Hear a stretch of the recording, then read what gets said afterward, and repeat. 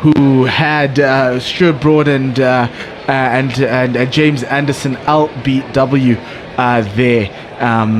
Yes. So yeah, straight after lunch, they just was a collapse that ended England's resistance in Visakhapatnam. We have a change of bowling. It is Vernon Philander coming back into the attack, and they've put in those two shortish mid-wickets for him again, hoping for one of the batsmen to probably just scoop a catch into that area.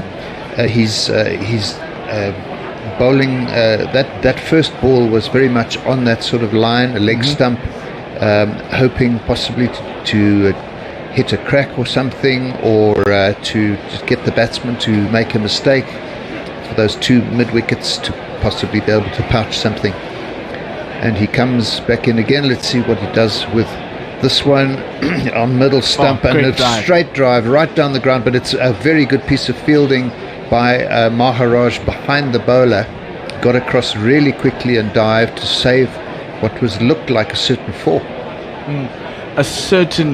Very good shot, straight drive, one out of the textbook there, but great bowling from Philander, who's bowling stump to stump, and his bowling to his field, and that's some really good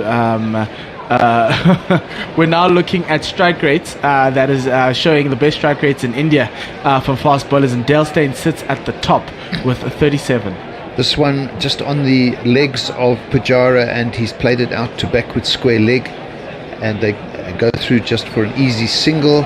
So there we see this table again, Dale Steyn topping the list for the strike rates of overseas bowlers in India. With Bruce Taylor from New Zealand, 37.3, Courtney Walsh, 38.7. He's taken 43 wickets in India of 13 innings at an average of 18. Dale has an average of 21. And some Jason Gillespie's there at the bottom of that list. Michael Holding's also there, a strike rate of 44. Richard Hadley also 44, they've taken 30 and 31 wickets respectively in India. Bruce Taylor, second on that list, is not a name that I recognize. I wonder if that was from quite some time ago. We will look that for you. Bruce Taylor does not ring a bell with me. I wonder whether he might have been a compatriot of somebody like Hadley. I don't know. That name does not resonate with me, I'm afraid. But he obviously did very well. Took 21 wickets in India at a strike rate of 37.3, second to Dale Steyn. Bruce Taylor was born in Canterbury in July 12, 1943. He's currently 76 years of age. Right. That's probably why. But test matches, he played 30 matches, 50 innings, 53 bowling innings. He's taken 111 wickets, a best of 7 for 74 in an innings there. He averaged 26 for his career. Right, so that's Bruce Taylor, a name from yesteryear, but obviously very successful bowler for New Zealand, I guess back in the 70s somewhere. He's a 6'3" all-rounder. Let's go back. So Bruce Taylor was a tall 6'3" all-rounder who batted with aggression and bowled at fast medium with ability to move the ball both ways on the least responsive pitches, which is why he was high up on that list. His test debut was dramatic. He smacked 105 at 158 minutes against India in Calcutta in 64-65 and followed it with 5 for 86 in the first innings. There we go. Right. A little bit of history for us there. That's super. It's amazing what information there is available. Yes, and in the next match he took 5 for 26. Thereafter he was a regular in the New Zealand side. He toured England 3 times, Pakistan twice, West Indies twice. In England he struggled on pitches expected to favour him, but otherwise he was a model of consistency. He retired after his last England tour but returned successfully for Wellington in 78-79. They even have pictures of Bruce Taylor playing lofted on drive. I don't know who it was, but yes, I was going to get you his bowling innings list so we can see how Bruce Taylor fared in international cricket. Right, so we've got a little bit of a hiatus at the moment. We're seeing an aerial view from a mountaintop somewhere near the ground. Yes, Pirate Badshaw says, good morning.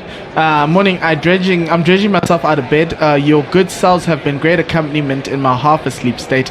This is how everyone should wake. That is very true, Pirate Badshaw. Ravi asks, how did they get two from that? Rohit has the lithe and limberness of a potato, while Pujara's acceleration while running would make a hippo feel smug. What are SA doing? Ravi, you just love people taking singles, but I do agree with you. It's some very poor fielding from the South Africans. To bowl this over, we're just seeing a replay of that slip catch off Heinrich Notkier, and he comes in again to De Bruyn. This one swings away this time. He's been getting some in swing. Mohammed Shami, that one swings away from De Bruyn, who is on 24. He came in last night, and what an opportunity for Theuns De Bruyn to really make a mark for his career in this game. When all are falling about the place, and he drives this one beautifully out through the covers, and it's gone out to deep extra cover, hits the boundary now. So De Bruyn looking very good in this innings. He is indeed. He hasn't put a foot wrong so far. There is the four. Now my innings going, great guns. I hit the ball, 4 runs. I hit the ball and it went for 4 runs. So we did have a bit of a problem with our broadcast a little bit earlier. We have managed to sort that out, and I do apologise. We need to actually reset the Mac that we're running this broadcast off. We had a bit of a problem overnight, and I haven't had a chance to actually set that up this morning. Now that we're live, De Bruyn plays this one out to square leg, to just onto the edge of the square. It's picked up by Agarwal, and De Bruyn didn't take a run there, so De Bruyn is on 28. Faf du Plessis got that lucky 4 down to a fine leg off his first ball on an inside edge. He's on 4, and South Africa 49 for 4. Yeah, and at this point, Jonathan, I am going to have to leave you because this particular broadcast, I actually have to have a long discussion with the presenter. So I'm going to have to ask you to carry it for about five or 6 minutes. Right. We'll carry on here. This is the 19th over of this innings. South Africa batting in reply to India's score of 601 declared. Yeah. And it is Theuns De Bruyn facing the fast bowler of India, Umesh Yadav. This one threw outside the off stump, swinging away from De Bruyn. The end of that over by Yadav. Once again, we apologise for the technical problems we've had this morning. We thought we were on air, but we weren't. In fact, it seems that a recording from yesterday or the day before was playing. So South Africa are 49 for 4 at the end of the 19th over. A long way. It's 552 runs behind the Indian declared innings of 601 for 5. Right, I'll try and help you out here until such time as Cape Talk comes through to me. It's really looking like a lovely sunny day in Pune. Wouldn't we love some rain that side as well? The 3 slips and the gully in place as Shami comes in. So dropped one. Ooh, this one goes through outside the off stump. There's a little bit of swing, late swing on that, but Du Plessis left it, but it really didn't miss the stumps by very much. Yeah, it's he's getting a lot of movement after the pitch here. It's sort of in swing after it's pitched, and every single time Saha diving across to his left. And we saw this a lot in England when South Africa toured about 2 tours ago. It's actually longer, 3 or 4 tours ago. That one sailing over the top of off stump, probably about 20 centimetres. So there was no real problem in terms of the height. But Faf du Plessis, yeah, he's looking a bit jittery this morning. I don't want to cast a spell on him. This one on leg stump, he plays it quite nicely down to fine leg, who has to cover a bit of ground, so they've got time to go through for 2, and the score moves on to 51, so South Africa gets to the 50. In the 20th over of this, the early morning session here in Joburg, the morning session of the game up until lunchtime, day 3 of this test match in Pune. They're just showing us the weather in Pune, showing us the sky. Just partly cloudy, not much definition to the clouds at all, and this ball, Faf du Plessis leaves to go through to Saha.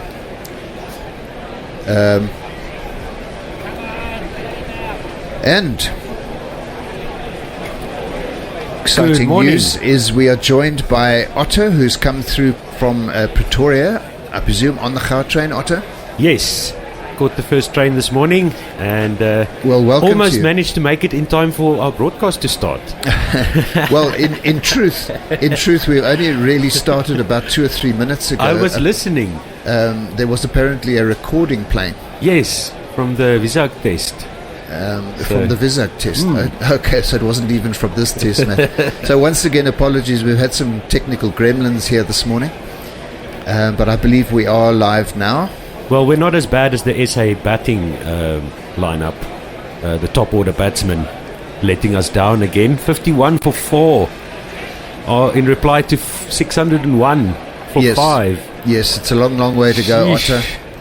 Otto. There we see the commentary team at the ground, Graham Smith, Sunil Gavaskar and Sanjay Mandrake, all former great players, especially Gavaskar, who this one goes through outside the off stump. Faf du Plessis leaves it. The swings, you're getting swing away from the wicket keeper. It seems to be going pretty straight down the pitch, and then once it leaves the pitch, Shami is getting late swing, and the wicket keeper's having his time cut out, diving in both directions to stop the ball going down to the boundary.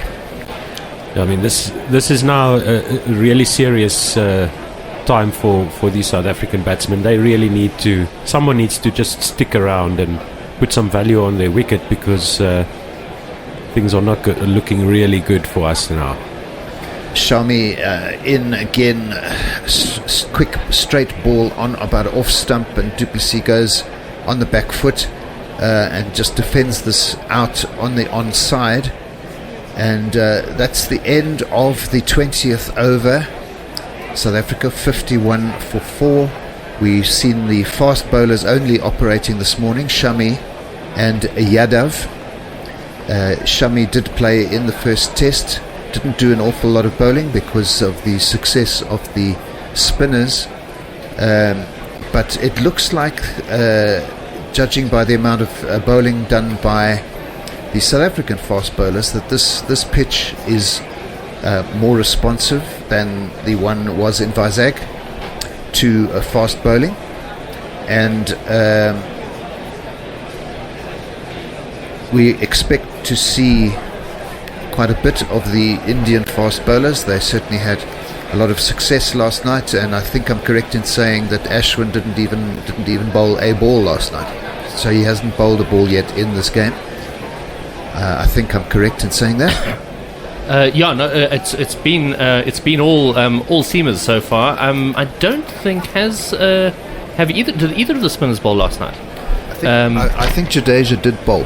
Did he bowl a few? Yeah. So I can bring that up for you now and quickly have a look as Yudash comes in and Faf plays this. It's actually De Bruyne again, confidently off the back foot, and they're going to go through for a couple of runs as Jadeja jogs out to fetch it. Jadeja did indeed bowl 4 maidens last night. By then I think we were so sick of watching cricket that it all sort of passed us by somewhat. But it's mostly been the seam of Yadav and Sharma this morning. Yadav and Sharmi, sorry. Sharma also, Ishant Sharma hasn't been given the ball yet this morning. He was quite expensive yesterday, going for 17 runs in his 4 overs. Plenty of tweets coming in. Guys, we apologize for the difficulties a little bit earlier today, but that has been sorted out.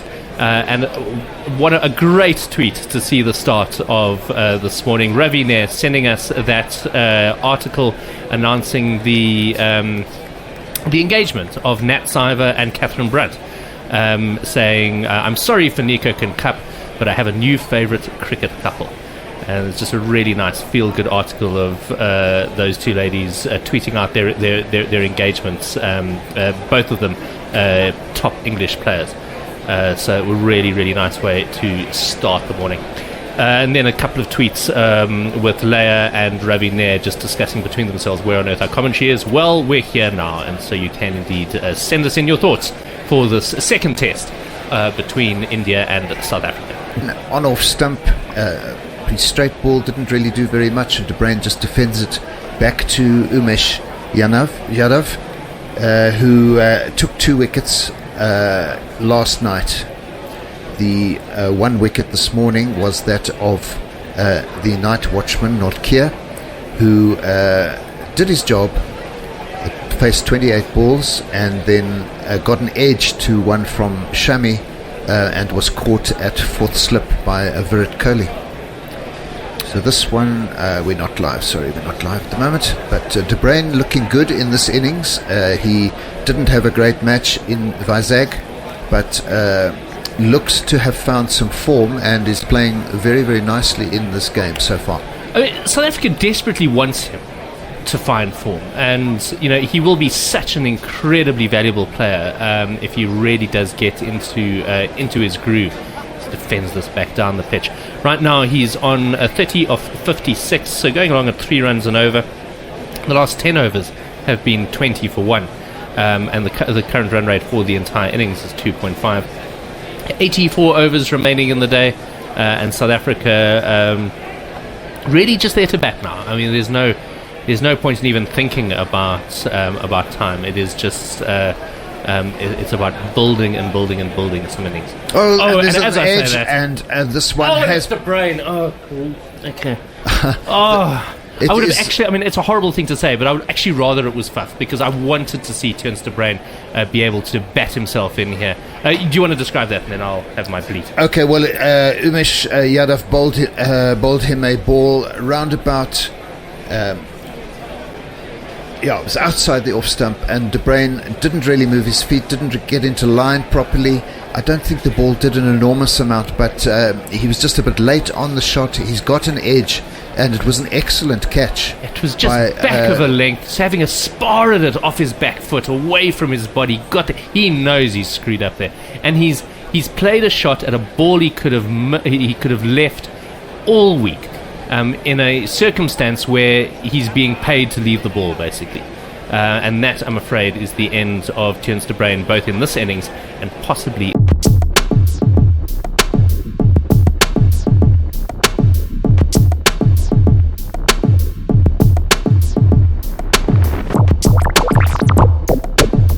Saha bowled Yadav for 30. He faced 58 balls. He hit 6 fours. He looked great. He looked really, really good at the crease. And my heart just bleeds for him, because I mean, he wouldn't have played that shot at domestic level, or possibly he would have and got away with it. Maybe that's the deal. That this little step up is just finding out flaws in his technique, which are a problem. Right, we've got Otto coming to join us. He has got rusk and coffee in hand. I'm going to let him take over the tweets and jingles. How long are you with us this morning, Jonathan? Until the lunch break. Oh, fantastic. Okay, so I'm going to have a bit of a break and think about what I've done this morning, and you guys can get going. Okay, thank you, Simon, and thank you for getting us going. It is the South African wicketkeeper, batsman, Quinton de Kock, probably one of the finest players in the world at the moment, coming in at number 7 today for South Africa because of the use of Nortje as a night watchman last night, which means that de Kock got bumped one down the list from his normal test position at 6. South Africa in dire straits, 53 for 5. It is Faf du Plessis facing Mohamed Shami, and because De Bruyn was out of the last ball of that previous over, and did you see that wicket, Otto, or were you? I just missed it. I was, as Simon mentioned, I was getting myself some coffee and rusks, and Okay. this is not good for Tennis De Bruyn. I don't see him coming back into the side. I don't know how they're going to pick him again, because he hasn't really performed at all well, and he's had a couple of chances now, a couple of series, in fact, to make his mark, and he hasn't done so. He was looking so good, and he played some really nice shots already this morning. One on drive through mid-wicket and another cover drive. Oh, yeah, that it was a good catch by Saha going in front of first slip. But De Bruyn just didn't get into line, and he played a lazy kind of shot off the back foot, getting that outside edge. He didn't. Simon said he should have just left that ball because it was quite short. He could have left it on length. He could have left it on line. It was nowhere near his stumps, and with the full slip Gordon, that's not a clever shot. Well, it doesn't look so clever. If it was punched off the back foot through the covers, it would have been a different story. 53 for 5. India are giving South Africa some cricket lessons. Yesterday with the bat and today with the ball and in the field. So really a baptism of fire, you could say, for this young team. Lots of new guys in the South African team, and just exposing the gap, I think, between our first class game in South Africa and the test arena, especially in India. The players seem all at sea all of a sudden. So let's watch this one again. Shami into du Plessis. This is a good ball. Faf plays it very well, but the slips and the wicketkeeper get a little bit excited because there was I think a bit of movement off the seam there into du Plessis. He played a very nice forward defensive shot, but it was almost as if the Indians were anticipating that one might get through the gate. Yeah, so we see some sea movement, some movement off the surface, and we've seen some movement through the air. So it is a tricky batting conditions. It's not easy out there. Not as easy as the Indians made it look. In again, outside off stump, and du Plessis all defence, gets perfectly in line with that ball, and just not really front or back foot. It was a sort of probably more a back foot defensive shot that time. Yeah, he's trying to meet the ball under his eyes. He's trying to let the ball come to him and play it under his eyes, which I think is good. It's just where do South Africa go from here? I mean, if they get bowled out here for less than 150, that is the series gone. That's somebody has to stick around. These two are the last experienced batsmen in the side, in the lineup. They're the most experienced players in the side, de Kock and du Plessis. So they need to step up here. They need to put at least 200 or 300 runs on the board just to try and get the Indian bowlers tired. The end of the 22nd over, 53 for 5 is the score. Complete embarrassing performance by South Africa so far.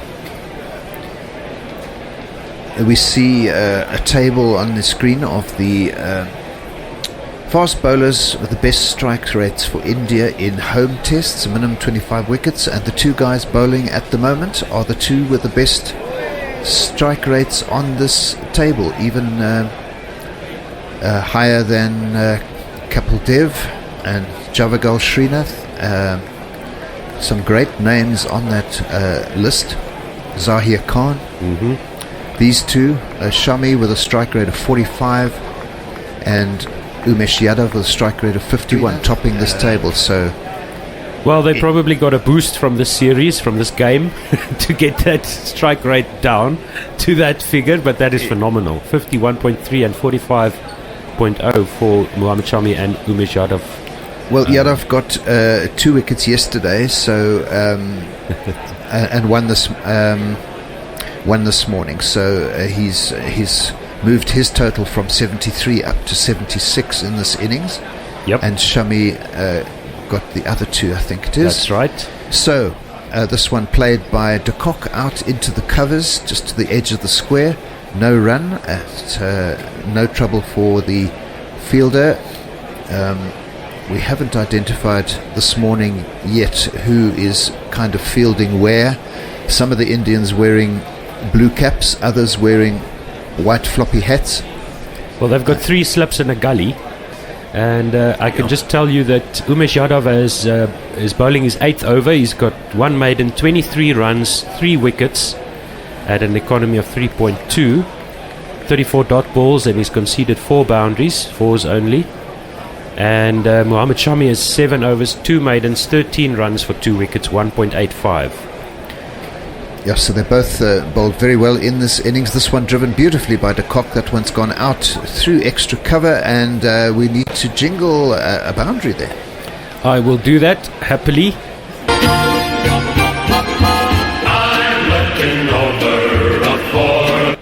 Beautiful shot by Quinton de Kock. I think it's only the second ball that he's faced, but and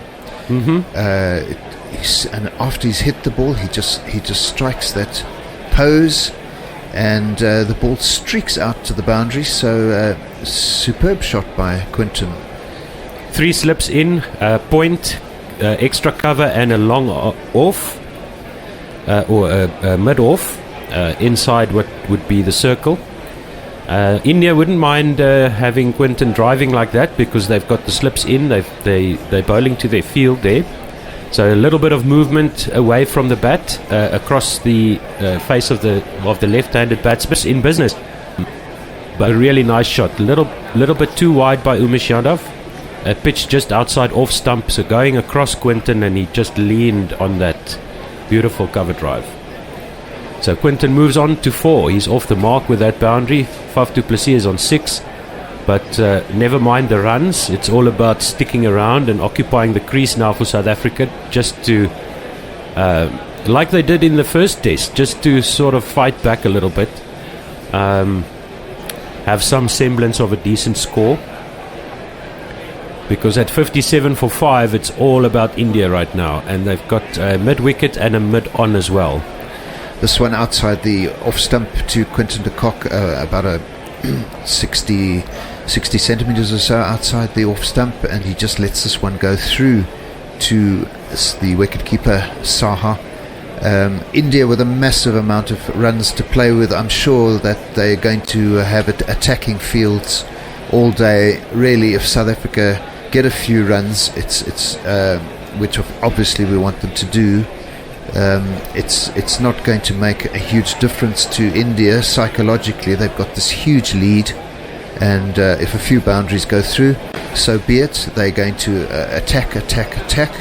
This one played out on the onside by Quinton, defensively out to mid-wicket. South Africa literally have to survive these 3 remaining days in this game, and that means a lot of batting for these 2 in this innings. And well, I think the follow-on score is 402 that they've got to get to, and that's looking incredibly unlikely at this stage. So it is all struggle for South Africa. Ravi Nair says, so do we hope this innings could be the making of Tennis the Brain, or have I just jinxed him? I think you did, Ravi. That one was sent about 11 minutes ago, so yes, that's all yours. You definitely jinxed Tennis the Brain there. Jay Grover says, congratulations to Brunt and Siver. Even us Yorkshire folks deserve love. Jay Grover then says, is there a berth in the England middle order for De Bruyne? What do you think, Jonathan? Do you think he'll make an England test team, Dennis De Bruyne? No, I don't think he would. I mean, England batting is really strong at the moment. You've got Root and Stokes and Jason Roy. England have got a really good team at the moment. I know they lost the Ashes, but it must be pretty tough to get into the England Test team. I think so too. I agree with that. I don't see how Tennis De Bruin is going to keep his spot in the South African side. Ravi Nair says, yep, jinxed him, bugger. And Leah says, what is going on? Why is second innings specialist Charmy taking wickets in the first innings? And we'd love to know. It's a change of bowling. We've got Ishant Sharma, the tall Indian who normally opens the bowling for them. A man with a very, very long fringe. I think he's cut his fringe by the looks of it. It used to be quite a lot longer, and he used to have like a real hippie hairstyle. Yes, it used to sort of come right down his face, and he had to move it out of his face after every single delivery. But it looks like he's shortened that. He's looking a bit more corporate. He's short back and sides. He's got a beard. I can't remember whether he always had a beard, but he did. Yes, he used to have just like the framed mouth type thing, with the moustache and the just the beard going around his mouth. But definitely, Mother Sharma or Mrs. Ishant Sharma has got hold of his fringe a bit.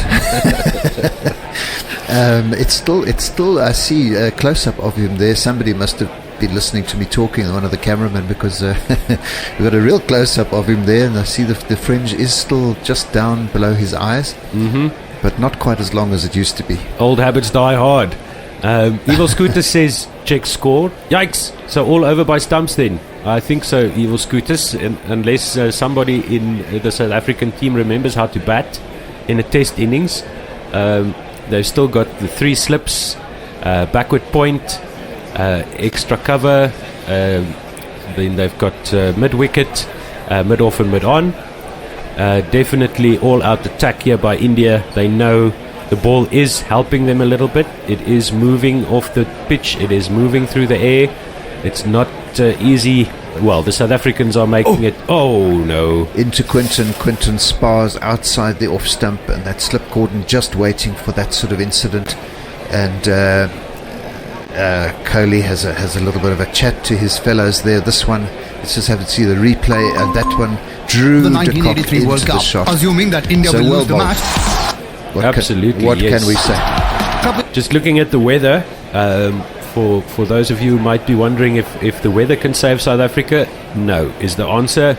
30 to 40% chance of the weather saving South Africa's embarrassment here, and that is so that's off the table. 3 slips, a gully, a backward point, an extra cover. Sharma comes into de Kock, that same line outside the off stump. This time Quinton far more composed, just lets this one go through to the keeper. He's on 4 off 8, and at the other end South Africa captain Faf du Plessis is on 7, 4 of which were from a very streaky shot off his first ball, so only really 3 runs have been earned, the other 4 being rather lucky. 58 for 5 in the 24th over. Linux Leo says, that's not hippie hair, that's a Dothraki cosplay. The reference to Game of Thrones, which I've never seen. So I had to Google that for fear of reading out some more Hindi swear words. And Ravine says, with De Bruin, Du Plessis, de Kock, this SA middle order is sounding like a police song. Dee-doo-did-dee. That's all I have to say to you. De Kock does get into line and just defends this one out into the covers, to extra cover, and 58 for 5. We're in the 24th over of this innings, and Ishant Sharma bowling his 5th over. He's just come on to bowl this morning, so he must have bowled 4 last night. without getting any wickets last night, but the other guys are doing the business. Absolutely. Shami and Yadav taking care of the South African top order. And Ishant Sharma in again on leg stump, short of a length, and de Kock just comes across the stumps, plays it out on the onside to mid wicket.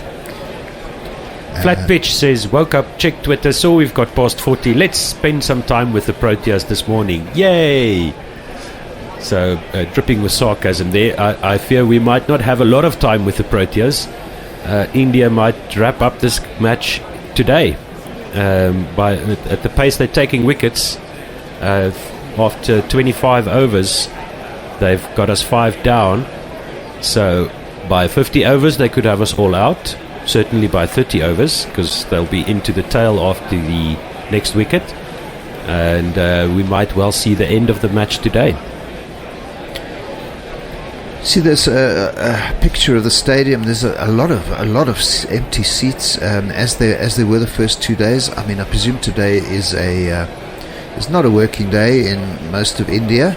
I've never been to India. I don't have any real feel for it, but I presume that it is a weekend today in India, and we don't really see much of an increase in the number of people. Apparently, the stadium is quite far out of town.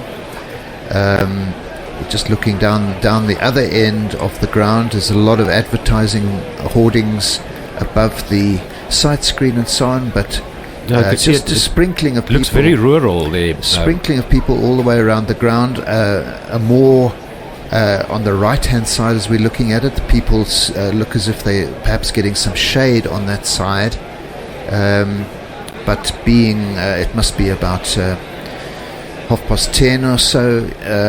What are we here? We're 10 to 7, so it must be about 20 past 10 or so in Pune, India. I think 3.5 hours ahead of us. That's correct. So they will be, and it's just about 20 to 11, about there. Ashwin has come on to bowl. Ravichandran Ashwin has come on to bowl. 11. He's a big guy actually. He's a big man. Ravichandran Ashwin, well over 6 foot and quite heavily built. India's, I think, premier spinner at the moment, and no doubt about it. He didn't bowl last night. Jadeja had 4 maiden overs last night, but Ashwin didn't bowl. But here he's on this morning, and he's got 4 men around the back: a keeper, a forward short leg, a leg slip, and a slip. I would have thought that he might even more after his over play a huge sort of drift as is right. The line outside the Ashwin is doing the stumps, going for the wicket. This one again just outside off stump, and not a lot turn into Du Plessis, but perhaps Ashwin in his first over just to settle down. Very often the spinners just try to find their line and length, and before they give it a real tweak. Otto? Well, our spinners seem to ignore all that and just bowl halfway down the pitch to the best players of spin in the world, and then overstepping. So he's doing a decent job by the standards of spin in this match, at least. Laid down by the South African spinners. Somnath Arkadav Das says, South African batters are looking clueless against Indian pacers. Looks like they've practiced playing spin way too much. And a laughing, crying emoji. Very appropriate. It is a laughable score, a laughable performance so far. And yes, I would agree with that. Maybe it's a sucker punch or the double bluff here by India, with the seamers taking all the wickets and the spinners given a rest. But I think given what we've seen with the movement off the pitch, it's not a bad idea to have the seamers bowling if they can extract that movement off the deck. De Kock plays this previous ball and would have squared Chant Sharma, and the field that touched to bowl to the right hand around. Yeah, they moved too far. Sharma bowling, I think, 3 slips and a gully at the moment, so the four guys probably only have to walk about 10 to 15 meters, and there's plenty of time to do that. But the other deeper fielders obviously have to move different distances. Third man perhaps has to go to fine leg and that type of thing. Into Du Plessis, plays a beautiful square drive out on the offside, and this one is going to go for 4.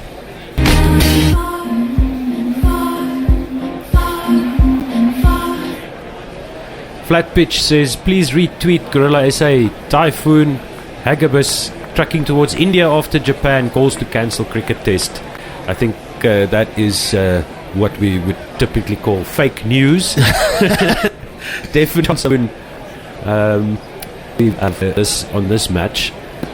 Interior of India, if I'm not mistaken. Let me just check that quickly. I think it's it is, but more towards the western side. If I can remember, James and I were looking at maps of India about a week or so ago, looking at where all the different cricket venues were.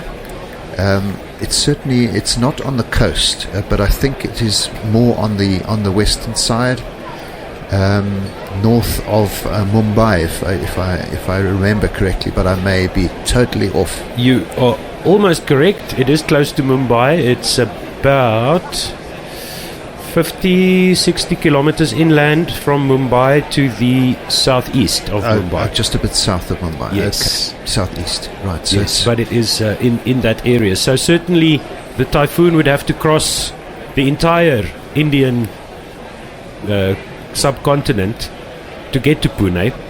Yes, to have an influence on the cricket. It would have to go. it would have to go through basically Hong Kong. That's right. Thailand, what do they call? In cross. They have to wish for. Natural disaster if it gets hit by a tsunami. No, let's pray for a thunder shower, folks. I think there's more chances of that. Probably, yes. So Faf du Plessis on 11 of 28. The score is 63 for 5. I think these batters are just leaving as many of these deliveries as they can, and Quinton de Kock is on 5 off 11. So once again, the individual batters don't matter that much. They just need to occupy the crease, occupy the wicket to try and salvage something here for South Africa. That's an outside edge. It's gone out through the between the slips and the gully. It's gone down to the boundary for 4. But a streaky shot there from Faf. Yes. It's Nissan Shi. It's Nissan Shi.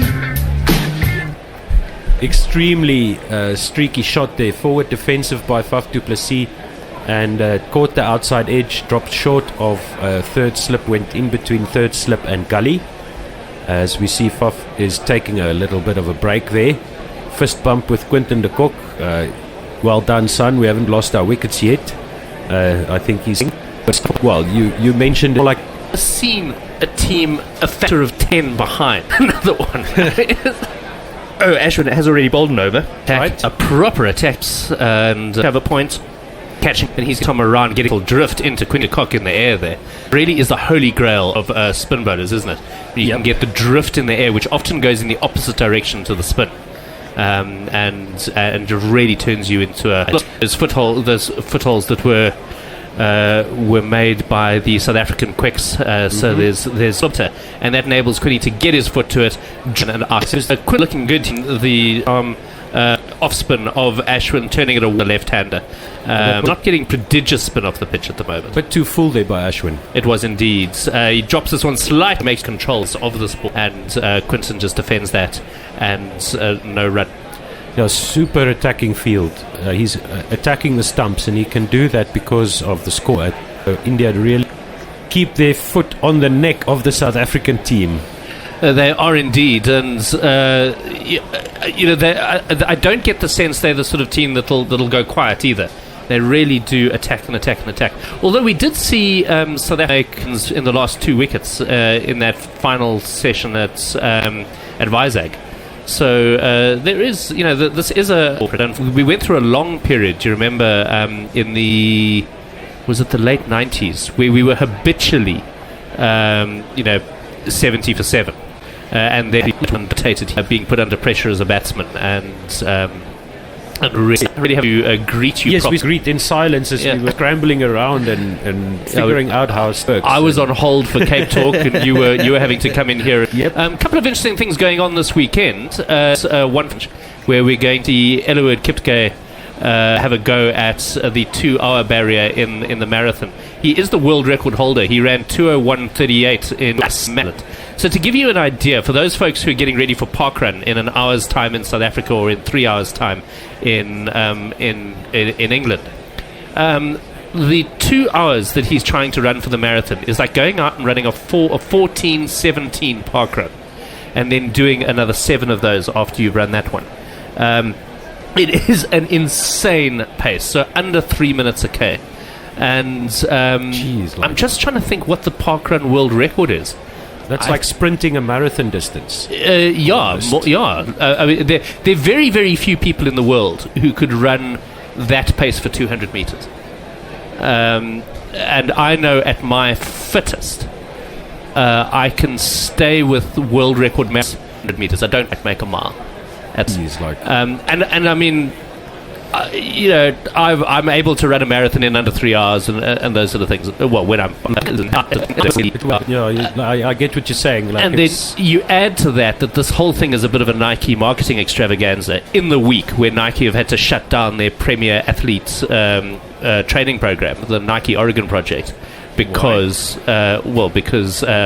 Alberto Salazar, who was the head coach, has been convicted of doping and been banned for 4 years. Ouch. What he was doing was not actually doping his athletes. He was doing experimental doping on his own children, actually, which sounds horrendous, but I mean his sons are, athletes in their own right. They were adults. They were consenting. To try and measure how much testosterone he could give an athlete before they showed up positive on the drug tests.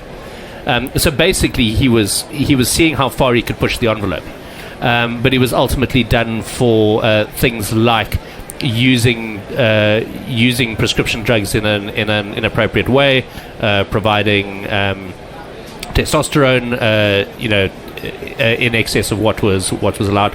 But there's obviously cast a huge shadow over a number of top athletes, including guys like Mo Farah, Hassan, who is the woman who won the 1500 and the 10,000 in the world champs. These are all really, really top athletes who came through his system. And now there's both of those athletes I've mentioned are two of the most tested athletes in the world. So there's no suggestion that they've had an unfair advantage, but they've been in an environment where that sort of stuff was going on. I always ask myself, are they catching these people who are doping because they have a good anti-doping program, or are the people they catch doping just unlucky to get caught out? You know what I'm saying? I mean, it's the swings and roundabouts. As we now restart this session, Ishan Sharma bowling and his 7th over, and is left outside the off stump. It's a really difficult one to know. Anyone who's really into this, I would suggest that you look up a guy called Ross Tucker, who many of you will know the name Tim Noakes, who was the godfather of sports medicine, started the Sports Medical Institute in Cape Town, and wrote 2 famous sports books, the Law of Running, which is the Bible as far as running is concerned, and then with Bob Wilmer, he wrote, where's Amy Grace gone when I need her? He wrote that big thick white book. I can see it from where I'm sitting. I just can't see exactly what the title is. Defended off the off stump, and into the onside, and no run from Duplessis. Tweets coming in. Somnath Arkadev Das says it's actually a working day here. Jonathan and I were wondering why the stadium is so empty. Mm-hmm. He says otherwise Pune is a pretty passionate crowd. We know that from the IPL. You will surely see a full house tomorrow if there's something left for tomorrow, which I highly doubt. At the pace that India are decimating the South African batsmen, I would imagine they'll force the follow on if they bowl us out by T. Yeah, I think they probably would actually, especially because they've got those 2 spinners to operate and give your seamers a rest. worked off his hips and goes through to a vacant backward square leg, and they jog through for a single. South Africa 72 for 5, and it's not often these days that sides do enforce the follow-on, but I think because they were able to take the 3 wickets and then have a night's break, if they can get South Africa all out here by tea, I think you're right. I think that would probably be the goal. Then they have a bit of a break and they can come back again. And I mean, South Africa would at that stage probably still be in the region of 400 behind. Absolutely. I mean, we could have 2 follow-ons if that was possible. 3 slips, a gully in place. Incredibly embarrassing. Do you want to take over ball by ball? Yes, Jonathan? thank you. Ishant Sharma comes in outside the off stump to de Kock. I just had a little break there. Thank you, Simon, for rescuing me. And it's still Du Plessis on 16 now, de Kock on 9. South Africa 72 for 5. It's still pretty much in the cart. Second warning now for Ishant Sharma for running on the pitch. He was warned in his previous over, I think. So now Corley is questioning the umpire or talking to the umpire about it. Looks like that will be the final warning, right? Next time he's off. He's not allowed to bowl anymore. I forget how this works. If somebody knows, please tweet us in at Gorilla SA. Ravi Nair says Pune is a mere 80 or so kilometers inland of Bombay, but the Western Ghats, the Sahyadris, are between them, a 1,500 meter high mountain range, which Pune is a lot drier in terms of rainfall than Bombay, also 500 meters above sea level. So we were talking about the geography of India and the possibility of a miraculous storm reaching the ground and putting an end to South Africa's misery, but the chances of that are between 0 and absolutely F-all. Yes, I remember from my school geography the Western Ghats, Ghats, if I remember. That's it, yes. And a lot of the middle of India, of course, is what's called the Deccan Plateau. That's right. Not unlike South Africa, I suppose. We've got the high veld, the Deccan being their sort of high veld, and you've got some mountain ranges, and before you go down to the coast. So the score is 72 for 5 in the 28th over, and South Africa trail by 529 runs. It's a long road. Yep. The long and winding road. As we see a replay here of Ishant Sharma just stepping on the area between the wickets on the pitch. Yes, we had a little bit of a discussion yesterday about Jadeja being warned as a batsman for running on the pitch, and he put in some interesting dance steps a couple of times yesterday when he realized that he was setting off on a run and running through the danger area of the pitch, and he was warned, and we were not entirely sure as to the rulings there. There's some talk that exactly how that influences the batsman, we're not 100% sure. So Leo helped us out here, and I just confirmed with Simon that is in fact the Bob Woolmer and Tim Noakes book that he was referring to. It is, Leo, The Art and Science of Cricket. Thank you very much for that. That was the book that Simon was referring to. So we were talking a bit about the marathon running and doping and such. This we see a single taken here off Ravi Ashwin. Score moves on to 74. Or is that already? No, it'll be 73 for 5. 73 for 5. That one just tickled out through the gully area by Faf du Plessis. And we have a 20-run partnership. We need to celebrate these small victories. Yay! 43 balls it took. That's the most important part, the 43 balls without losing a wicket.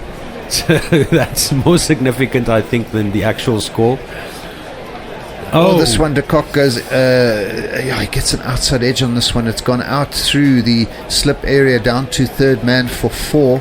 I want to see the replay of that one. It seemed to me that it was in the air.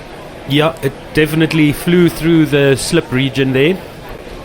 Just a bit too quick past first slip, between first slip and the silly point. It's just bisected that gap perfectly. Today we like the boundary jingle, so here we go.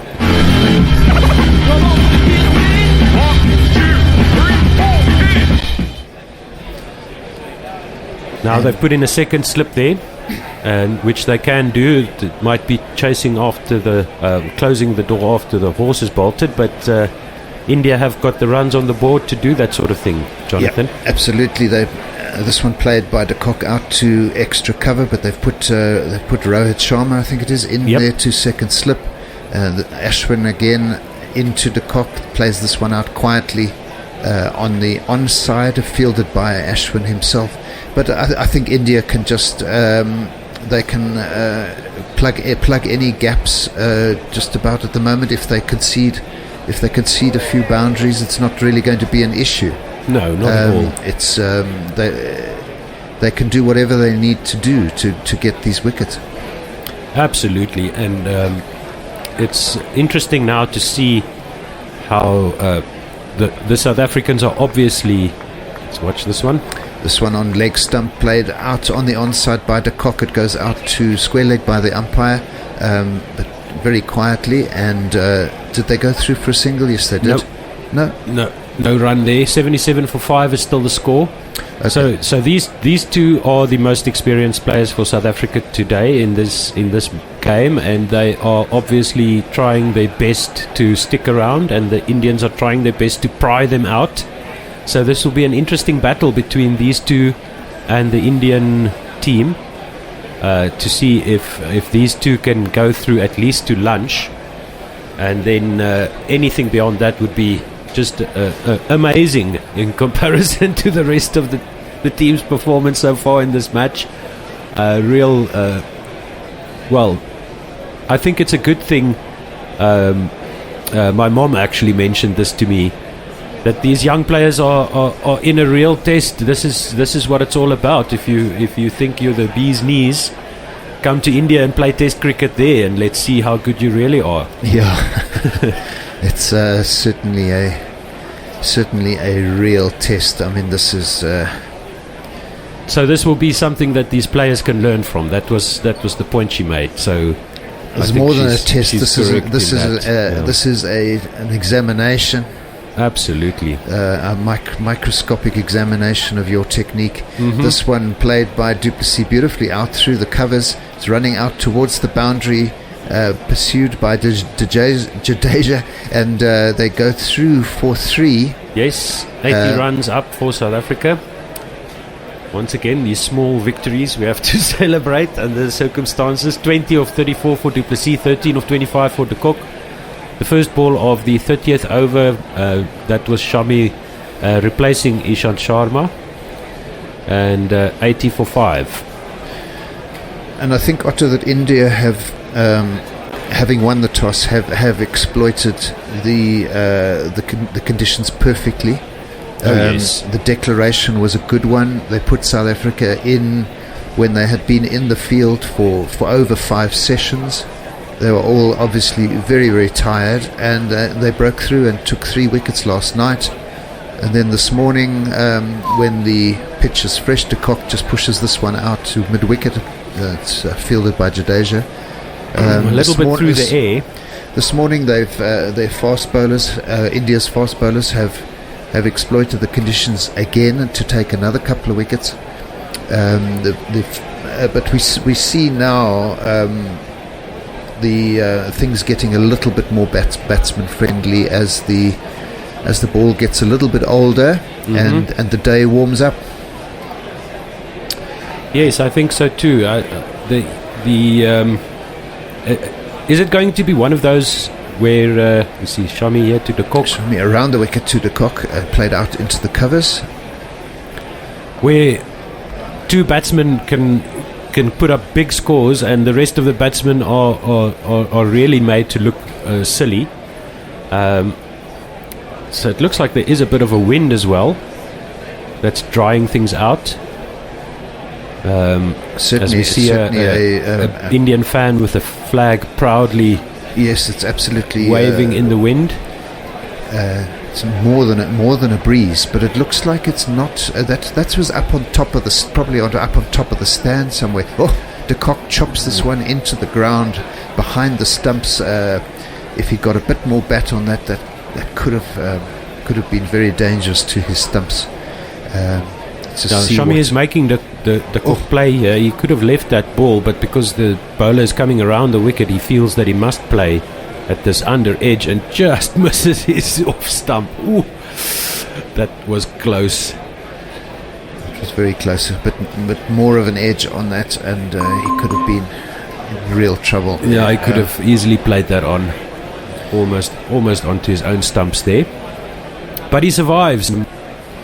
Shami in again around the wicket, and de Kock plays this one off stump. He looked a little bit late on that shot. It looked like he was hurried in playing that shot. It was a quick ball on his off stump. Yep. 3 slips and a gully in. So once again, attack by India. No respite for the South Africans. No. What's the word again? No compassion. No respite. No respite. Yes. India trying to be ruthless here and putting South Africa out of their misery, so to speak. The last ball of the 30th. Into de Kock, and he plays this out backward of point. I don't think there's anybody down there that's going to run away for 4 runs down to third man. And the guy at backward point also not really caring. He's sort of reluctantly jogging down to the boundary to go and fetch the ball. Now my Indies going, great guns, I hit the ball, 4 runs, I hit the ball and it went for 4 runs. Of course, is an area in which de Kock gets a lot of runs, down to through the square on the offside, back down to third man. I think it was Ishant Sharma who had his body language just said, "Oh really? Do I really need to go and fetch this now? Who cares? Let the crowd throw the ball back." 84 for 5. I think they've got quite a few ball boys around the boundary. So that's exactly what his body language is. Sort of threw his head back in disgust. Just trying to see if there are some ball boys around the boundary. There normally are in India. Very often dressed in their cricket kit, of course. So many children in India get into the whole business of cricket very early in life. Ashwin in the off stump to du Plessis. It just blocks this one out on the onside. So they've got a very short square leg slip and a slip. Ashwin again gets a little bit of wobble in the air to du Plessis. He's settled on an immaculate line and length already. And a 30-run partnership. Celebrate that as well. That's good. This one again on off stump. Ashwin just bowling absolutely mechanically at the moment, line and length. Ball after ball. This one just slightly outside the off stump, and du Plessis plays this one out to mid wicket to one of those practice pitches on the side of the square there, fielded by Kohli. And this could be a maiden over coming. And this one du Plessis comes forward. Ashwin has appealed for something. I'm not sure if he's appealing for LBW. Yeah, I think he is. Certainly, but it looked to me like there was an inside edge. He doesn't think so. The shake of the head by the wicket keeper. 3, 2, 1. No review by India. There must have been an inside edge there. I'm sure I saw came forward, looked like he got an inside edge onto his pad, but he kind of fell over a bit as he came forward. Oh no! That was just turn. So that's really turned from way outside off stump. And I think that would have gone on to hit middle, but the umpire must have decided that he was outside the line of the stumps. But that hit him on the back leg right in front of the stumps, but outside of the line. Oh well, it would have gone on to hit the stumps, but outside the line. I've seen worse things reviewed than that, Otto. I think that was worth a review. Really? Yeah, I think the wicket keeper I think was the tipping point there, because he was shaking his head. He wasn't sure. So I think he might have thought that the ball had maybe turned too much. I'm not sure. We'll see. 517 runs behind, 84 for 5 is the score. 31 overs gone. First session of the third day of the second test.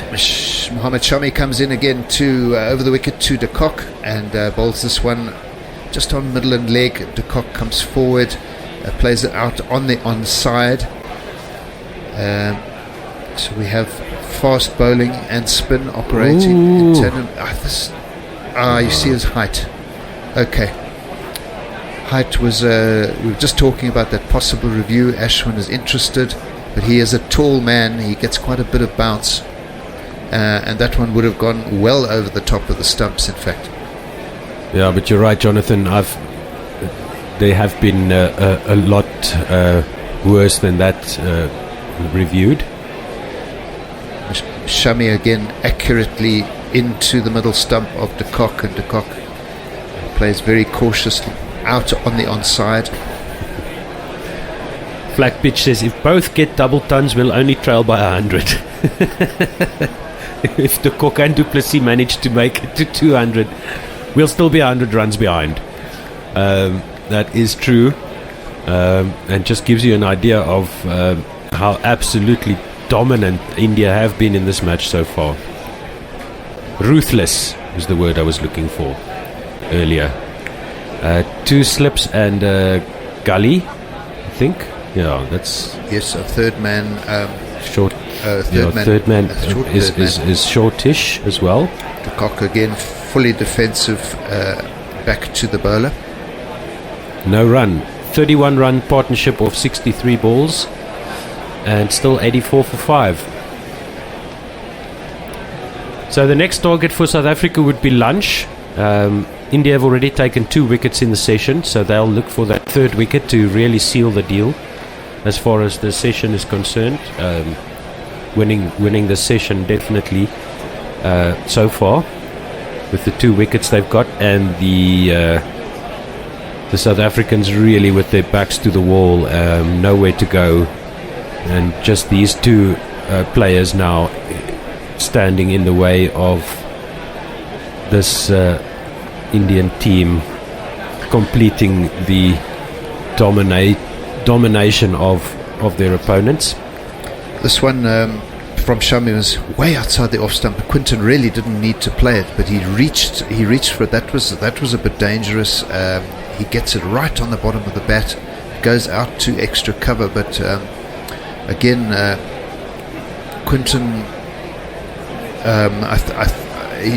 he just got drawn into that shot and found himself reaching way outside the off stump. Shami comes around the wicket this time, played out to that short third man or backward point by de Kock, straight to the fielder, no run. That's another delivery survived by South Africa. Let's have a look at the crick tracker feed here. Say hi to all the people joining us on Facebook, where we have to put out a video feed in order to get our commentary over on the Facebook channel. Into de Kock, glorious cover drive by Quinton de Kock. This one's gone out to deep cover. There's no sweeper out there for India, whereas South Africa, of course, had a sweeper out there for most of the day, over the last 2 days. Give me some more. 1, 2, 3, 4. Excellent shot there by Quinton de Kock. Moves the score on to 88 for 5. 32 overs survived by South Africa. So let's say hi to Gajraj Meena. And he's got some comments going there and some memes coming through. Chandarajit Patil, India, India, India, India, they say. So, yes, indeed, it's all India. Lucky Anand, Amir Shahzad, Alamin Falkra also supporting India, Kewal Singh, and hello to everybody on the Cricket Tracker feed. We mostly read out the comments on the Cricket Tracker feed and then also the tweets coming in at Gorilla SA, so GUERILLASA. But a change of bowling, it's going to be Jadeja. 2 slips and a silly point. A very silly point.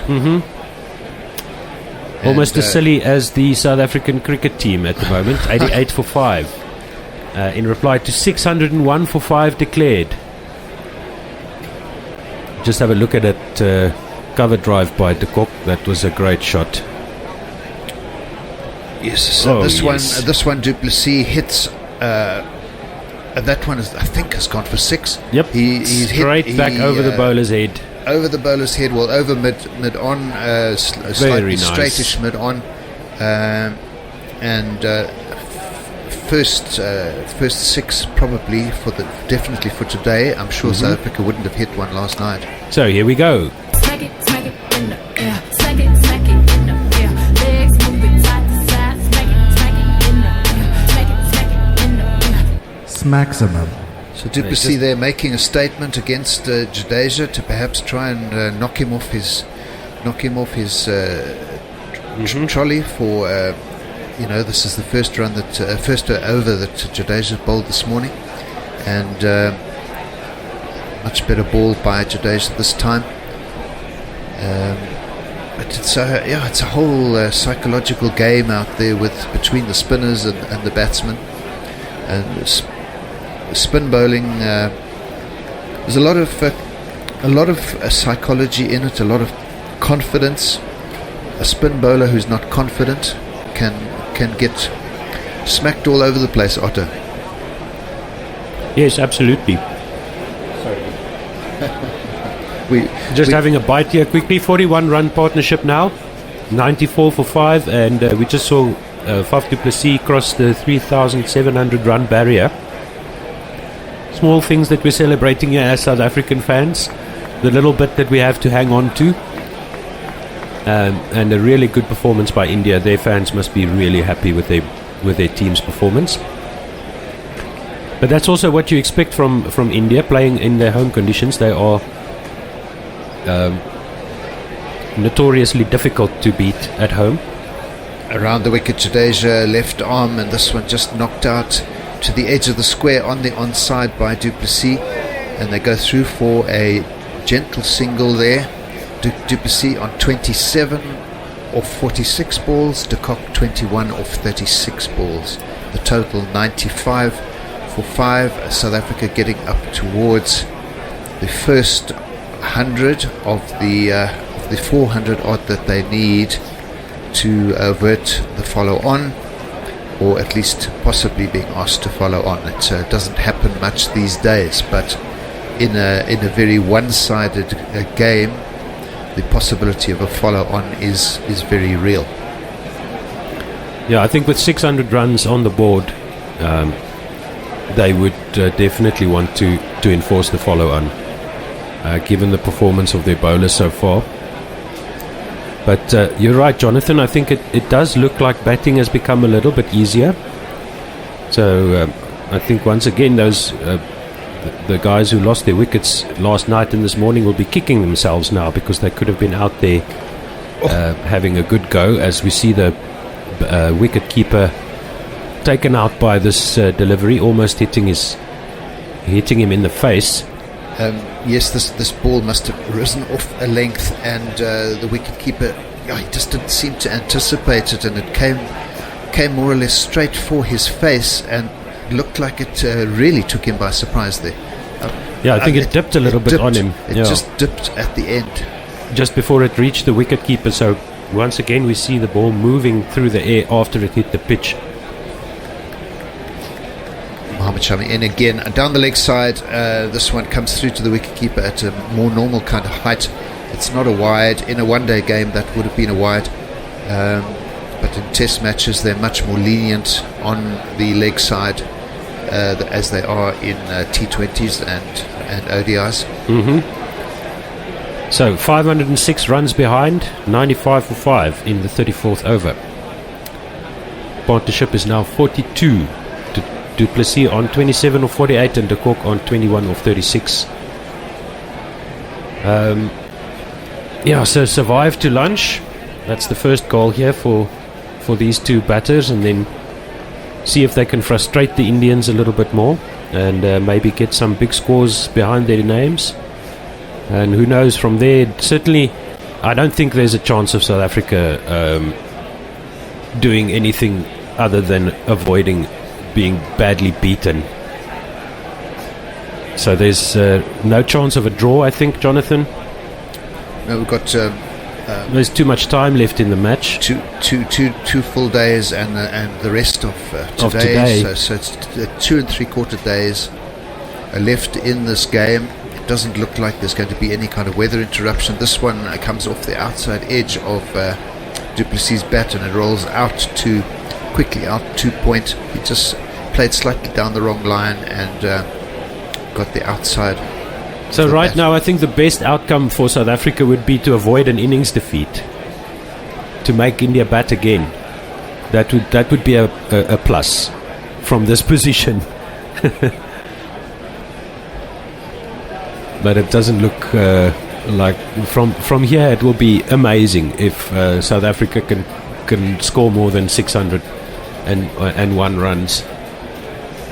This one on the leg stump on his pads, and Du Plessis flicks this out very nicely out to mid-wicket. That's gone for 4. Hit it!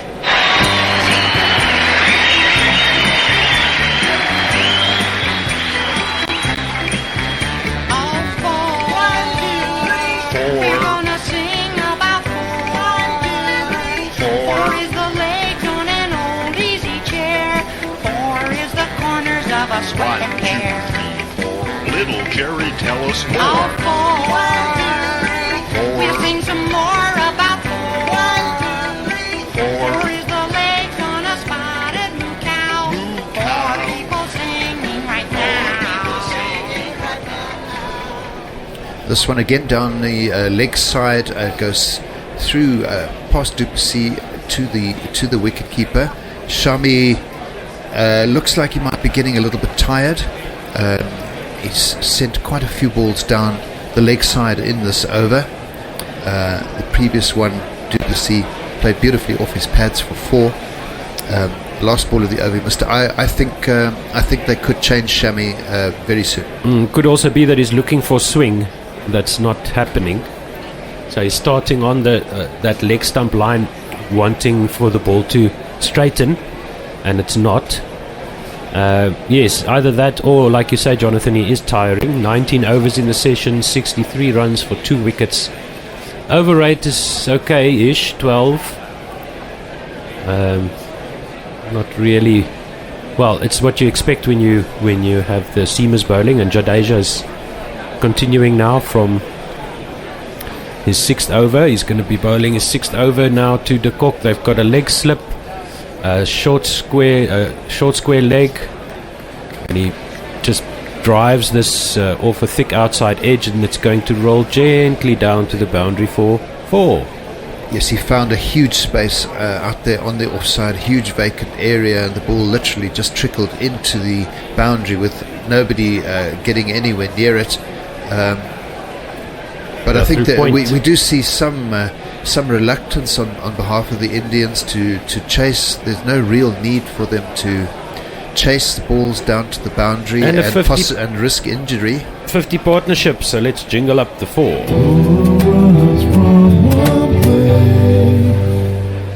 This one turns into the cock. He plays it out gently on the onside to the edge of the square, and rectangle. We just generally call it the square. They tend to be, the pitch areas in South Africa tend to be square, whereas in India they are more of a rectangle, and in England they very often go almost right across the field, the prepared pitch areas. So the rectangles get longer and longer depending on which country you're in. South Africa have gone past 100, 105 for 5 in the 34th over. Current run rate is 3.04, and last 10 overs 47 runs, 4.7 run rate. So starting to increase the scoring rate, surviving minute by minute, over by over. And we were just saying, Simon, the best outcome here for South Africa would be to avoid an innings defeat from this position. Yeah, just about. Yeah. To make India bat again. That if they can score 600 runs in 2 innings, they would have just about taken that before the start of the game. It is a mountain to climb, and I really feel that Terence de Bruyn didn't stick it out today, because I think there was a real need for him to get some time in the middle, and Absolutely. to try and get that average back up to around about 25. Because at the moment, as he went out today, I think his average is bang on 20. It's sort of under 21, but it was below 20 when he walked in. Let's see. Check that for you quickly. And so it's, with him out, Mutasami's shown everyone he can bat, so he's got nothing to prove here. These two's place is not in question in the team at all. There's nothing really else to achieve here, other than to not be embarrassed. And I think also, if these two, for example, could really go big, if they could put together a partnership, that does just a little bit of confidence. Shami has been taken or get a bit ragged at the end of the bowling from. I think that Ashwin has switched, and they've taken Shami off. So Ashwin bowling his right off, short fine leg, goes through for 1. Ashwin, which end they're bowling from. So now the pavilion, make a note. Backwards, so This is a better line. The off-sea just defends. So it was. I'm sorry if I played it down. Superb sweep shot. I think was it you or World too? Because winning, you would think that twinning grounds together, like you twin cities, yes, would be quite a thing in cricket. I don't know why I think that, but it seems like a cute idea. And do you twin with the a very opposite ground, or one that's quite similar? I wonder. So like the Wanderers, do we twin it with?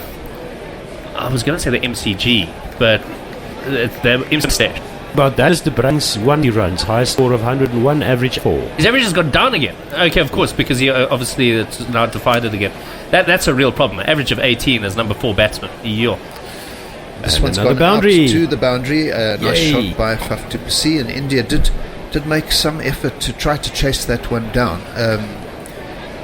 Clearly. Now my India's going great guns. I hit the ball, 4 runs. I hit the ball and it went for 4 runs.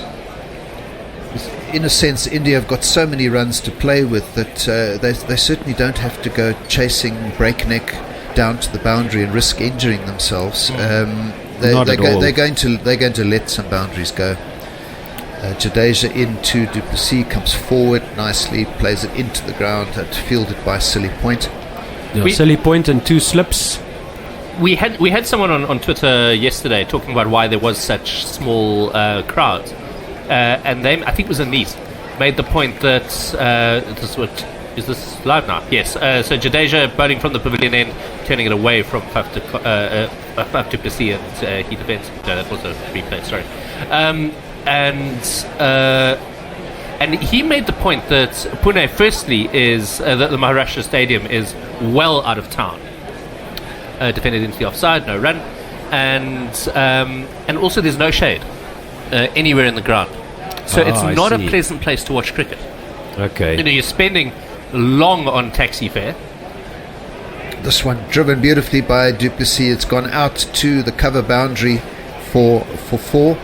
The indications that batting is becoming easier as the day wears on. Twitter has just woken up and pumped through a whole bunch of tweets coming in. Thanks for those. Ravine says, is Faf thinking half an hour onwards into the valley of death? He drives again. That's 2 in a row, I think, out to the cover boundary by Faf off Jadeja. I'm gonna send the 4x4, 4 for the 4 that stood at the door. That's from the charge of the light brigade, is it? Half an hour. Well, it's not called. It's something and something and something and into the valley of death. And that's Faf's 50, chaps. I would know. He's got 50 runs. It's not. Well done. Let's play a 50 jingle for Faf. 50 runs, your 50 runs. Well done, well done, well done, well done. 50 runs, your 50 runs. The job is only just begun. And he says, sorry, Jonathan. Sorry. A good ball here by Ashwin to Quinton de Graaf. Stretched for the... Anything? Play with me. That's exactly you. Welcome to Chris S. Dick on you cock around the world. Chris, tell all your friends. What Chris? Tell us. And Ashwin outside the off stump, to the cock comes forward, plays it gently out into the covers. There's actually cricket popping up all over the world now. There's this pentangular series going on in Oman. With, I think Jersey are playing there. Nepal got thrashed the other day. This one Nice on drive. driven by de Kock out to deep mid on. That one's gone for 4.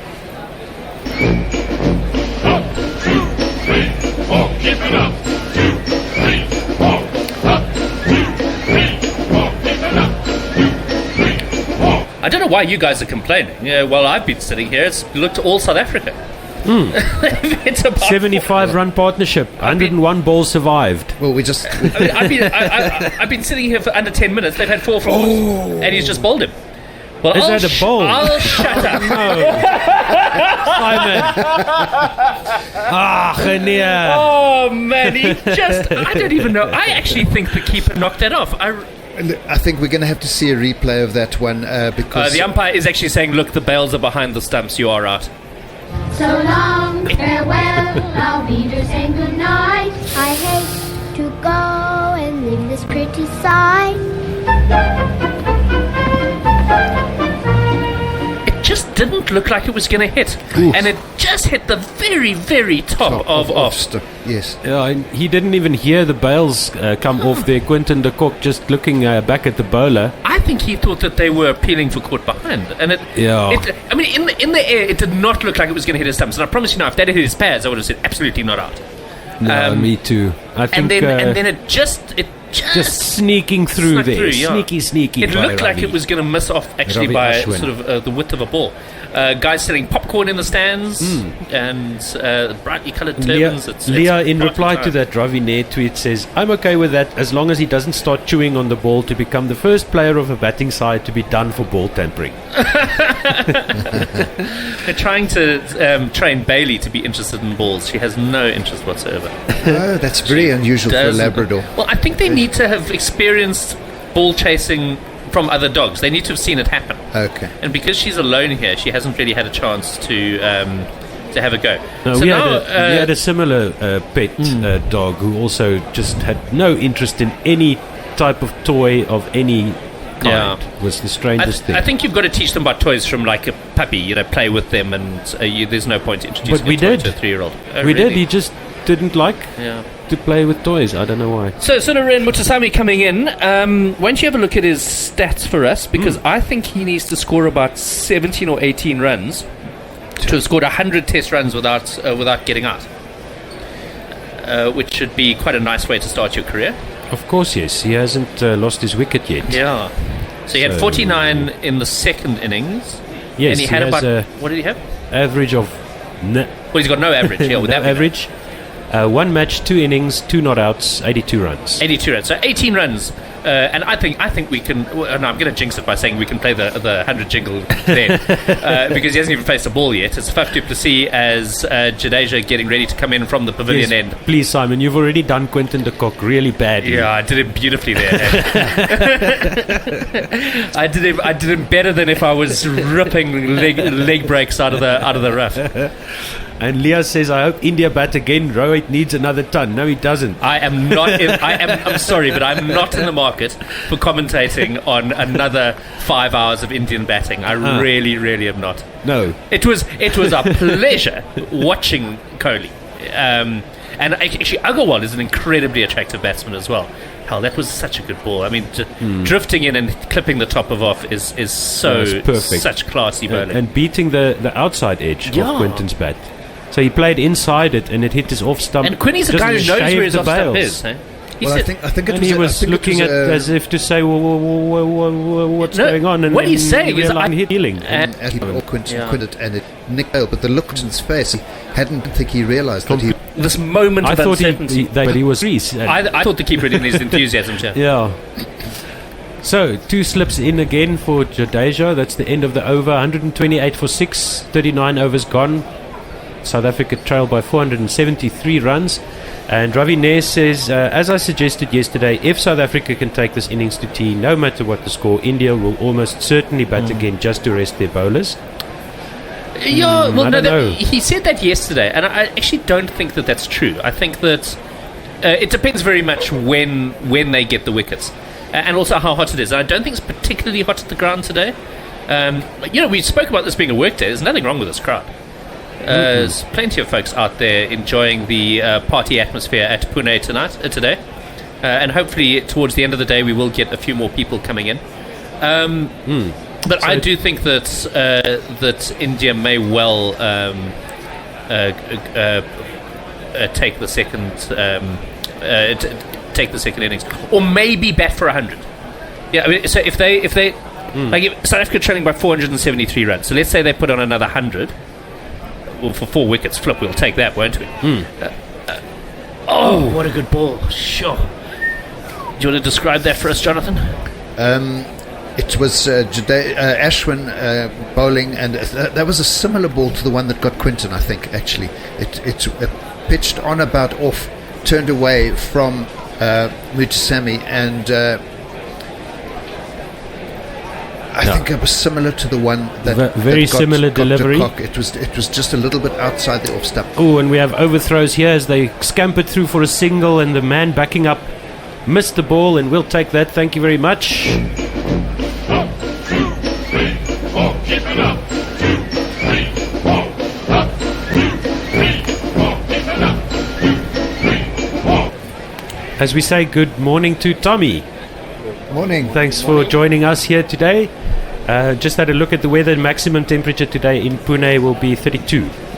It's 29 at the moment, 67% humidity, so not really too warm. A little bit with different field settings. At the moment, we've got a leg slip, and and a slip. As quick as he was for 31 48 balls, he hit 7 4s and no 6s, strike rate of 64.58, which is just about under 4 runs and over. That was Quinton de Kock. It's not a great situation at the moment. No. 5 for 6. But same old, just off his ball.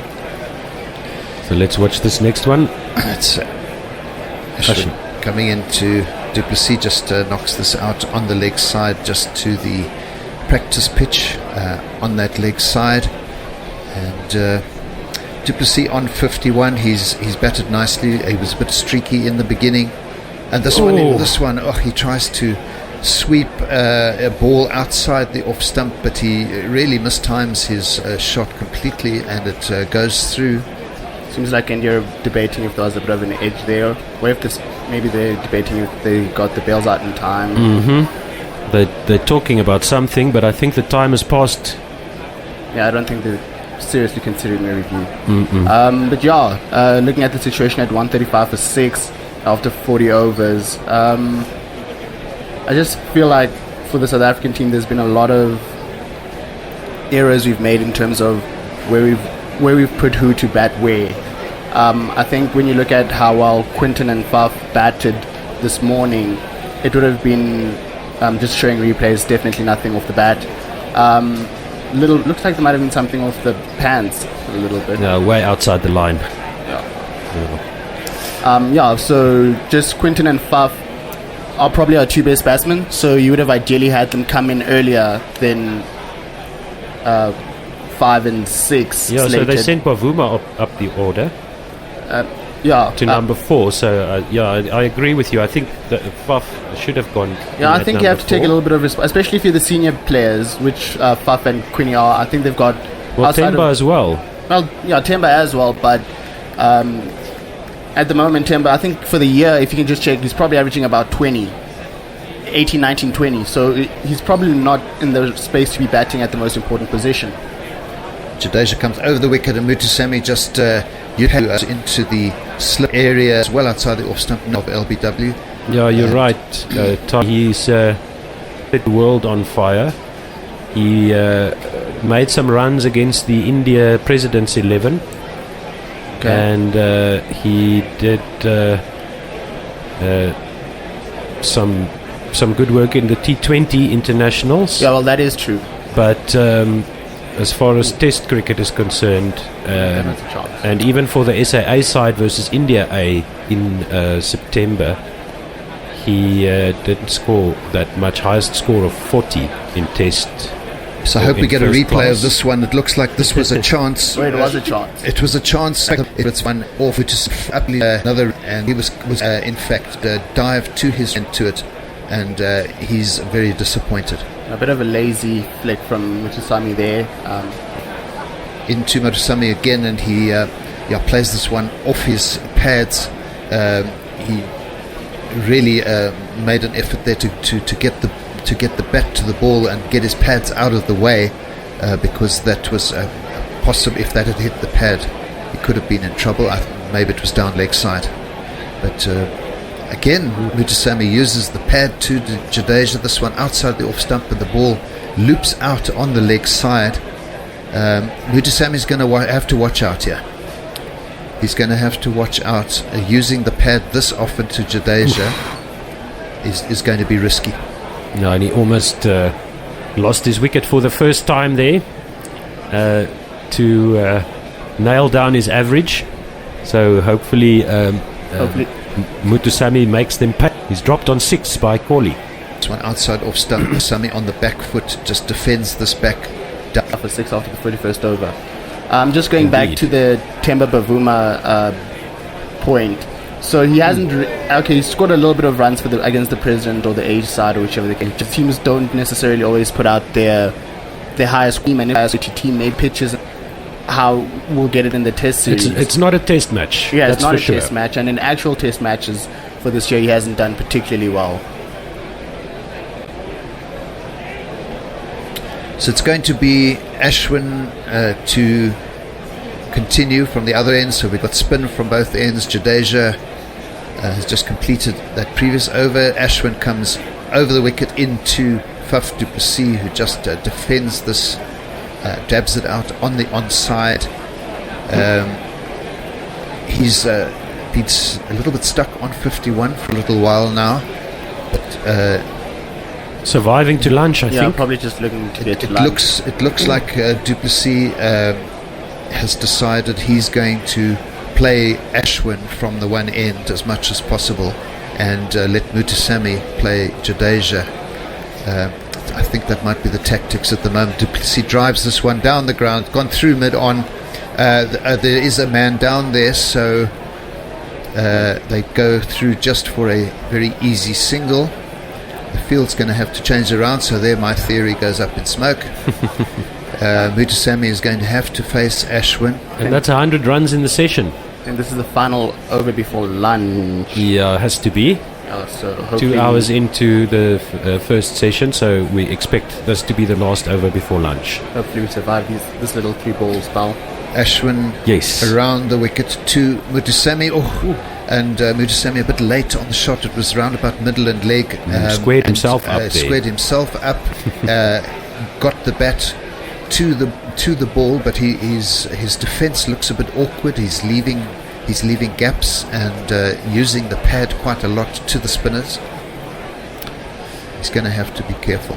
Ashwin, very much so. He's faced 10 deliveries, survived 10 deliveries, scored 6 runs. Silly point, a very silly point comes into him. He comes forward. This one defended just onto his pad, rolls back down the pitch. I think that was the other one from Ashwin. It was his little, I'm not sure if it was the carom ball. But no, this one just way. going on with the line of the right arm around the wicket. When Sami played for turn, there was none. Looking at it, okay, now it was just the arm ball.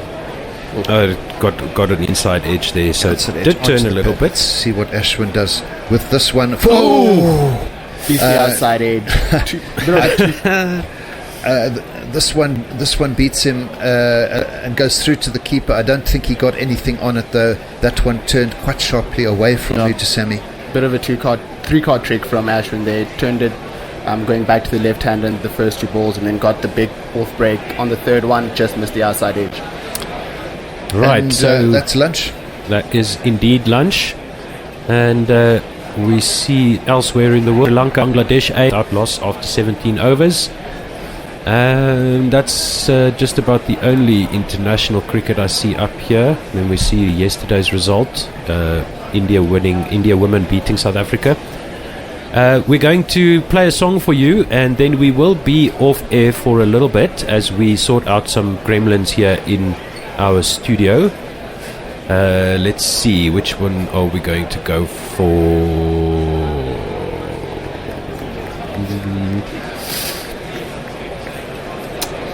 I think let's go for lunchtime. Yes, quite a short one, and we'll be back after lunch. Thank you very much for listening. Thank you, Tommy. Thank you, Jonathan. Thank you, Simon.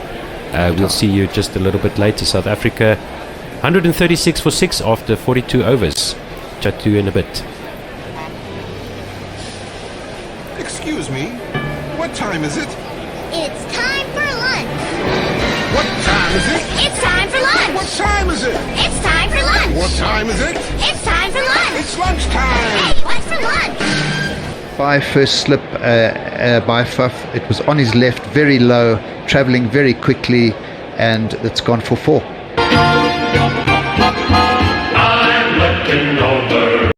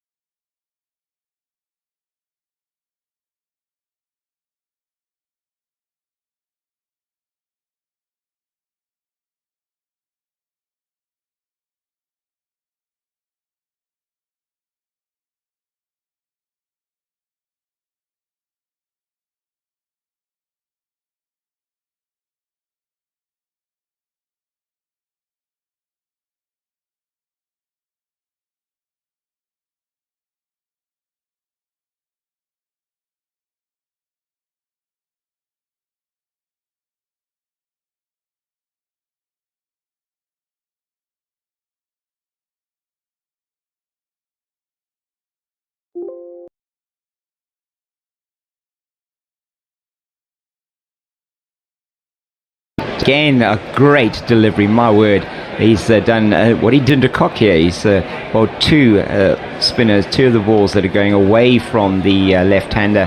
One expects this one will be not have as much turn on it and potentially be going straight on. Let's see what happens with this one. Indeed it does, but it's pitched to too full, and Mutasamy is able to get to the pitch of the ball and negate any spin that there may be, and plays out to Kohli in the covers. I've really enjoyed this test match. You know, sometimes when you sit and watch an entire day of batting, it can get quite tiresome. Yeah. But it's been entertaining right the way through. I mean, we watched, end of the first day was 202 without loss. Yeah. At no point was I bored. No, it was fantastic. This has been really fantastic, hard, well contested test cricket, and as you say, hardly a moment that there hasn't been something of interest happening out in the middle. Yeah. And seeing how yesterday Ravi Ashwin, just classic test cricket, how he set Quinton de Kock up for that dismissal was really outstanding. And South Africa at the moment, Mutasamy took a single off the second last ball of that over. 122 gone, 394 for 8, and Mutasamy's on 15, Maharaj is on 9. South Africa 108 runs shy of that massive Indian first innings total of 502 for 7. I mean, Simon, there's been no lack of sort of interest in terms of what's been happening with the bats, how the bowlers have adjusted to it. A debutant for South Africa, 3 spinners for South Africa, first time I think I've ever seen that in a test match, even on the subcontinent. To be honest, with the showing of our 3 spinners, I don't think we're going to see it again anytime soon. I don't think so either. Yeah, it's all very, very interesting. Dane Pete, the off spinner, being hit out of the attack by the Indians. And then this 4, oh my word, that is a great delivery from Shami, and how he does deserve some reward for his toil over this past day and a bit here in this first test match between India and South Africa. That seam position is just absolutely perfect. Every delivery, a seam up, and just this one straightening a little bit on the left hander, going away from him a little bit, not quite coming on with the arm, but just moving away slightly. Too good for Mutasamy, but no edge and no death rattle behind him, and he survives. 394. To Mutasamy's credit, I mean, 70 balls faced. Oh yeah, absolutely. And this one he plays into the ground very nicely in the offside, but fielded well at a wideish sort of third or fourth slip by Ajinkya Rahane, and there is no run. Yeah, he's played really well, hasn't he? He's applied himself. He's batted out now nearly 12 overs, which could, in the final analysis, be a very important time taken out of the game. Well, this is actually more critical than any runs he scores. Yeah. They really need to take time out of the game, because we're on day 4 now. South Africans are unused to playing day 4 test cricket, let alone day 5. Must be getting tired. When is the last time we played a 5th day sure. of test cricket? I don't know. I mean, certainly neither of the tests. This one played back past the bowler, but it's a little bit of shoddy fielding there by Ishant Sharma, but still no time for the batsman to take a single. There are 2 tests against Sri Lanka, both 3 days. And Pakistan, all of the Pakistan, one of the tests against Pakistan made it into the 4th day. Okay. And even then, we were talking about how there hadn't been a 5th day test for South Africa at home, right, for something like 2.5 years. Wow, that is quite an indictment really on the pitches, probably. That's how South Africa play. South Africa's pitches are as unfair, to spinners as India's pitches are to seamers. That said, nothing wrong with the way Shami and Ishant Sharma have fared. No, not at all. I mean, this certainly has been a test match where both with the South African opening pair and the only 2 seamers for South Africa, Philander and Rabada, also were very effective in terms of keeping the run rate down in that massive total that India scored. It was only the spinners that took some serious tap from the Indian batsmen, particularly the Centurions, Agarwal and Sharma, who put on that record 300 stand for India for the first wicket, as this one is a very good bouncer from Shami. He's cranking it up a little bit this morning. 134 kilometers per hour. That one, not express pace, but enough to trouble Muthusamy, as he actually deals with that one quite well. It just goes underneath it. His hands look like they were a little bit out in front of him, but nowhere near the ball in the end. He almost jumped into the ball, didn't he? It was an interesting one, interesting way to play it. One for the over so far for Shami. He's around the wicket to the left-handed Muthusamy. So bottoms past umpire Gaffney now. This one played nicely by Muthusamy down to the man at a wideish third man, and they take another single, 395 for 8. Yes, Simon, it has been a really fascinating test match. I mean, the contest between bat and ball, I think there's some interesting field placings, attacking, fielding, a lot of the time from both teams, in fact. Yeah, we had someone caught at a wide leg slip.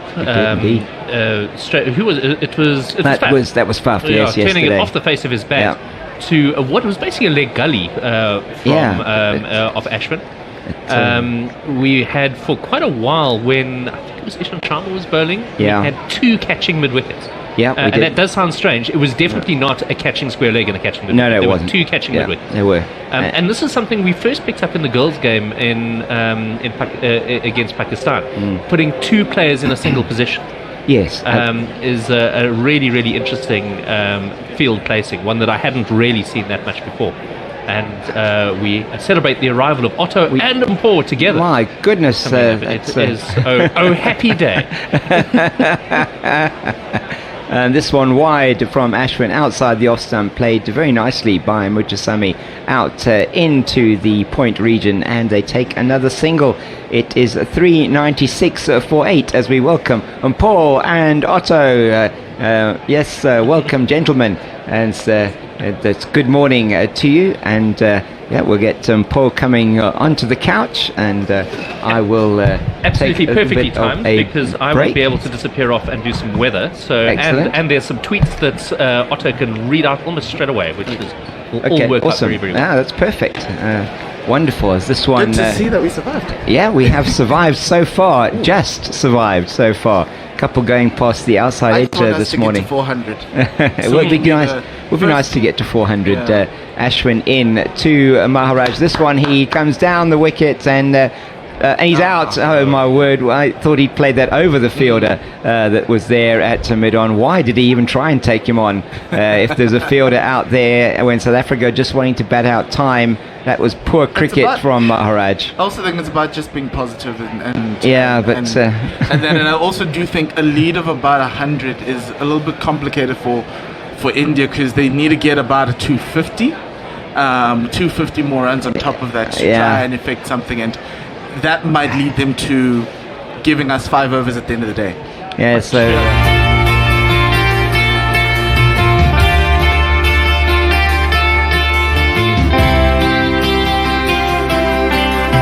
life is lazy, life is sweet when January comes. As long as one team's bowling and the others making rounds. I know as soon as I wake up, if it's my lucky day, if the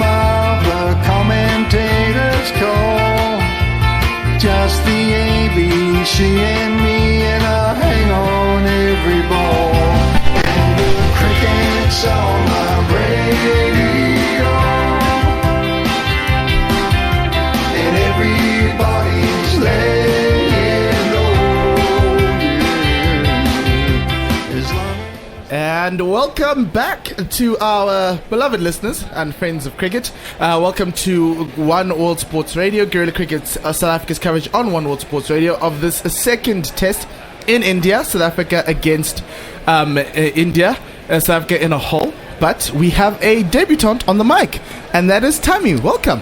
Thank you. This is my test debut. I have done a T20 game. So okay. I guess it's my test debut. Welcome to the long format of the game. There you go. Need to pace myself better. Yes, South Africa are in a whole world of hurt.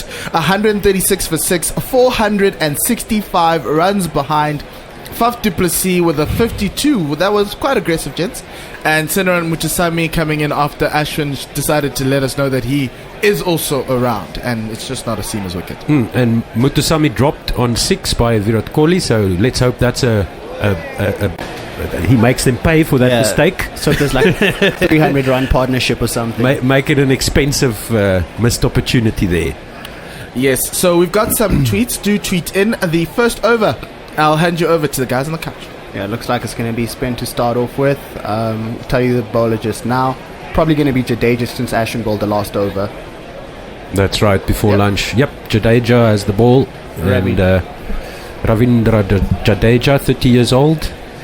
Seems like he's been playing for such a long time. He started quite young. No, he's my favourite player. I love Ravindra Jadeja. He's also your favourite player. I love that stuff. Two slips. Little drive down the offside by Faf du Plessis, fielded by Long Wolf. It was a little bit overpitched from Jadeja, but probably a loosener to start off with. 137 for 6. Yeah, no, I love Jadeja. He's such a cricketer. I don't even know how else to describe him. He's just he bats, he bowls. He's probably like the best fielder in the world at the moment. I don't know. It's just there's very few cricketers where you're like, oh no, that's an athlete. Jadeja's an athlete. Like. So I don't know where you guys ended up on tweets. Which was the last tweet you remember? The last one I read was the one where Leah was talking about Quinton chewing the ball. I'm quite far behind on the ball tweets. tampering. Okay. Yes, he'll be the first batsman to be done for ball tampering. Ravindra Jadeja bowls pitched outside of stump. Mutusami sort of just shoulders arms, hits the pads, no appeal, no run. So they've got a short square leg and a leg slip. And a conventional slip. Forward defense squeezes through but misses the leg stump. Very lucky there. Yeah, it's a very full ball from Jadeja there. I guess he tried to sort of york him. Looking on the replay, yeah, basically a yorker. A little bit of an inside edge, hit a bit of the front pad and the back pad, maybe the shoe. Crawls past the leg stump. A nice solid forward defense from Mutusami. No run once again. Still 137 for 6. And then they've got a shortish mid-wicket as well. Let's see if we can pick up the rest of the field for you. Once again, nice solid forward defense. Rolls back to the bowler, which is generally a sign that you played it pretty much out the middle of the bat. And that's the position where Kohli dropped Mutusami. That catching mid-wicket. All right. Then another forward defense, this time off the inside half of the bat. Rolls to Silly Medon. And yeah, that's the end of the over. 137 for 6. Yes. Let me try get through some tweets. Leah said an hour ago, I hope India bat again. Rahit needs another ton. Ravi, as suggested yesterday, if SA can take this innings to T, no matter what the score, India will almost certainly bat again just to rest their bowlers. Oh, that would be horrible. That would be horrible. Guys, we can't do this on Monday, please. Good morning, no. They say this from Shamase. The plan now should be to bat time, take it session by session, and see where that takes us. Tim Payne, Mojo says at Dundee _24, Tim Payne is one run away from his second first-class 100 in his first 13 innings. In 13 years. Yeah, he scored it. I think he's got to about 1 year. Yes, and then he said it's 100 for Tim Payne with a 4 to back a point. Jadeja in here to du Plessis. Ashwin. And Mojo, who's at the stadium, Ashwin. Yeah. He says scenes at the MCA stadium, and he's showing us pictures of crowds streaming in to the stadium at Pune. Oh, nice little drive to middle from Faf du Plessis, no run. Okay, so for Faf, they've also got a slip and the short square leg, no leg slip for Faf du Plessis, catching mid-wicket, and a point. Alright, level 4 defense from Faf du Plessis goes to Silly. No run. So yeah, it seems like Ashton and Jadeja are gonna suffocate us until one of our batsmen go out. They've got fewer men around the bat now, so they have gone a little bit.